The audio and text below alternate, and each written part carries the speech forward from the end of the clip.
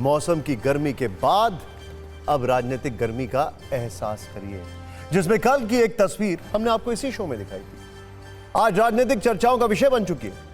कुछ सेकंड की यह तस्वीर ओडिशा के मुख्यमंत्री नवीन पटनायक की है। कल एक रैली के दौरान जब वो मंच पर खड़े थे तो उनके हाथ कांप रहे थे।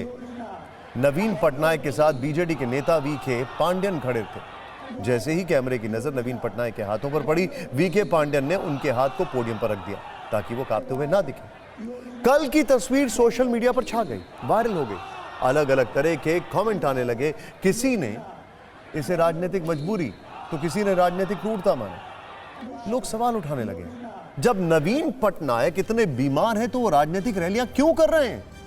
क्या वो खुद राजनीतिक रैली कर रहे हैं या उनसे रैलियां करवाई जा रही हैं? इन सवालों और चर्चाओं के बीच देश के प्रधानमंत्री नरेंद्र मोदी आज ओडिशा में चुनाव प्रचार करने पहुंचे, जिसमें उन्होंने नवीन पटनायक की सेहत पर सवाल उठाए।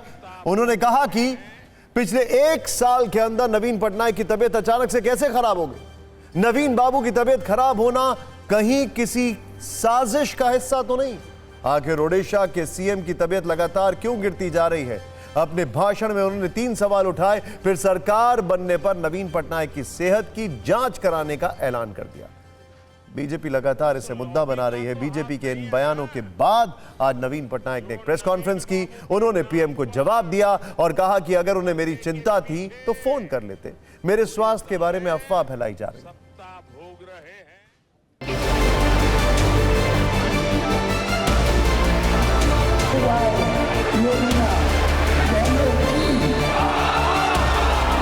आजकल नवीन बाबू के सभी शुभचिंतक बहुत चिंता में है। वो ये देखकर बहुत परेशान है कि पिछले 1 साल में अचानक नवीन बाबू की तबीयत इतनी कैसे बिगड़ गई।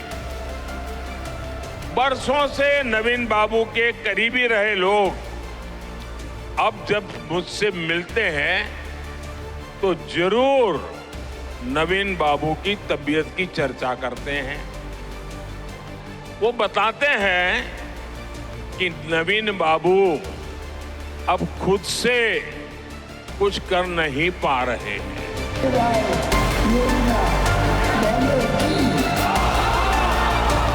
मेरी तबीयत बिल्कुल ठीक है, नहीं तो मैं इस गर्मी में इतना कैंपेनिंग करता नहीं।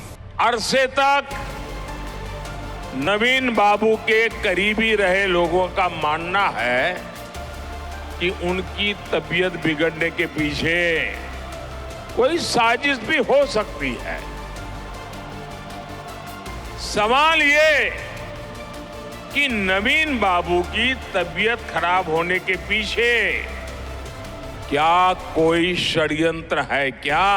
कहीं इसमें उस लॉबी का तो हाथ नहीं है ना, जो नवीन बाबू के नाम पर पर्दे के पीछे उड़ीसा में सत्ता भोग रहे हैं। आप सोचिए, इलेक्शन टाइम है और ये कहा है वोट्स मिलने के लिए, और क्या।